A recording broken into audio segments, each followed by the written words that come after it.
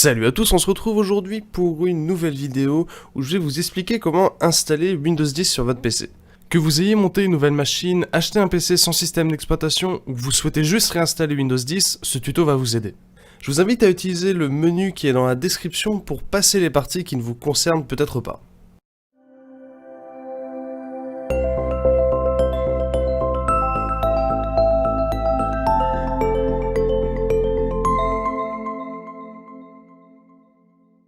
Quel que soit le cas de figure dans lequel vous êtes, il va vous falloir un support d'installation de Windows 10.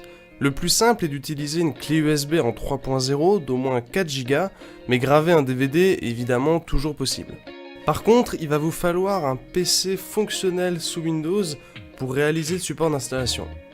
Pour ce faire, on va utiliser un outil fourni directement par Microsoft. Et oui, plus besoin d'aller sur des sites parfois un peu louches pour télécharger un fichier ISO. Une fois lancé, il va préparer certains éléments, puis il faudra accepter le contrat de licence. On va choisir l'option « Créer un support d'installation » et faire suivant. Vérifiez ensuite que la langue soit correcte et que vous soyez bien en architecture 64 bits. Dans le cas d'une clé USB, vous pouvez brancher votre clé USB si ce n'est pas déjà fait et faire suivant. Si vous voulez juste avoir le fichier ISO ou graver un DVD, cochez simplement fichier ISO à la place de disque flash. Vérifiez que la clé USB soit la bonne et faites suivant. L'outil va ensuite télécharger Windows 10 et copier les fichiers directement sur votre clé. Il s'occupe aussi de rendre la clé bootable, c'est-à-dire que votre carte mère pourra démarrer dessus et lancer le programme d'installation.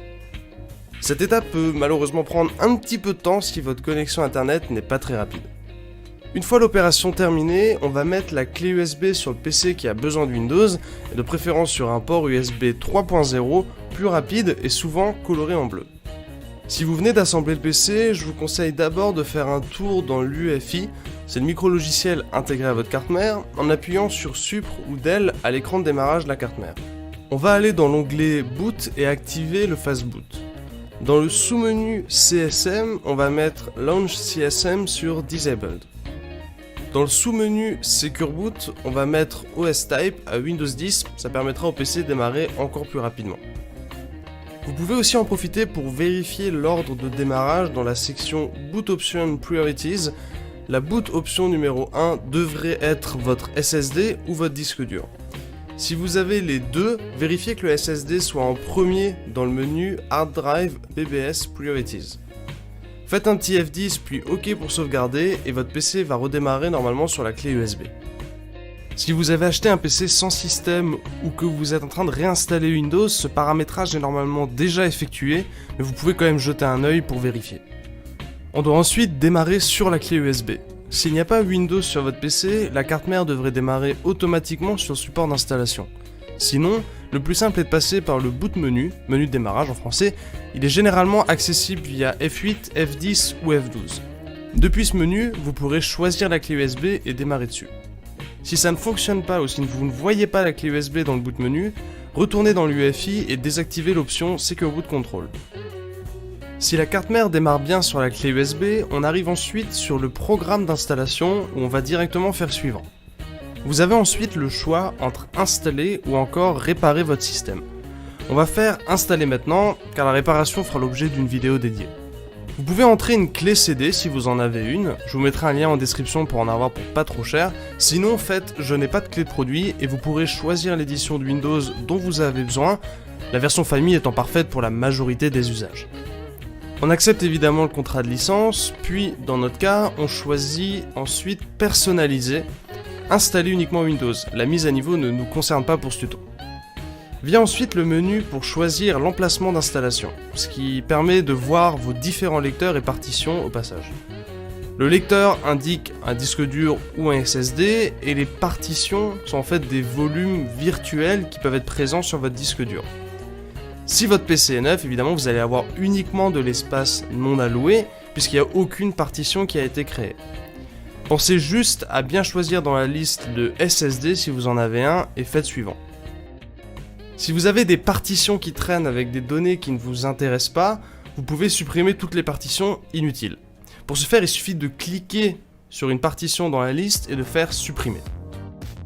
À moins que vous ayez une configuration de partition assez spéciale, vous devriez avoir un seul espace non alloué par disque dur ou SSD. Une fois que vous aurez choisi l'espace non alloué dans la liste des faits suivants, le programme d'installation va copier les fichiers sur votre disque dur ou votre SSD. Évidemment, cette opération peut prendre un petit peu de temps. Arrive ensuite le paramétrage initial où Cortana vient tout de suite vous agresser, évidemment. Mais en fait, ce paramétrage initial va vous permettre de choisir la langue, la disposition du clavier, vous pouvez ajouter une disposition de clavier. Il va aussi, si vous êtes connecté à internet, commencer à rechercher des petites mises à jour et il risque de vous en installer une ou deux petites. Vous pourrez soit vous connecter avec un compte Microsoft, ou alors en bas à gauche choisir un compte hors connexion, ce qui vous évitera d'avoir de la synchronisation avec les différents services de Microsoft si vous les utilisez pas.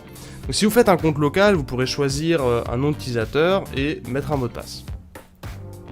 Si Cortana c'est pas trop votre truc, je vous invite à le désactiver directement à ce moment-là, et aussi de décocher tous les paramètres de protection des données personnelles, puisqu'il y a pas mal de choses qui ne servent pas à grand chose pour un PC. Et ensuite il va encore réaliser des petites préparations du système, éventuellement encore installer des pilotes, et vous pourrez enfin accéder à Windows 10.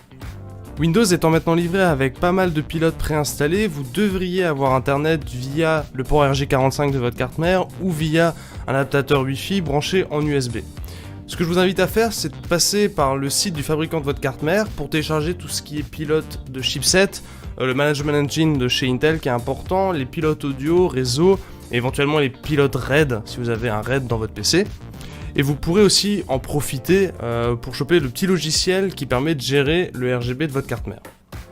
Pour la carte graphique, direction le site du fabricant de votre GPU pour avoir la dernière version à jour, que ce soit chez Nvidia ou AMD. Vérifiez ensuite dans le gestionnaire de périphériques, qui est accessible via un clic droit sur le bouton démarrer, qu'il n'y ait pas de périphérique inconnu ou de matériel en erreur. Si vous manque un pilote, vous pouvez toujours utiliser Drivers Cloud pour faire une petite détection de votre matériel. Une fois que ça c'est fait, l'installation de Windows 10 est enfin terminée et vous allez pouvoir profiter pleinement de votre PC. Si jamais vous avez le moins de soucis pendant l'installation ou après l'installation, n'hésitez pas à poser vos questions dans les commentaires.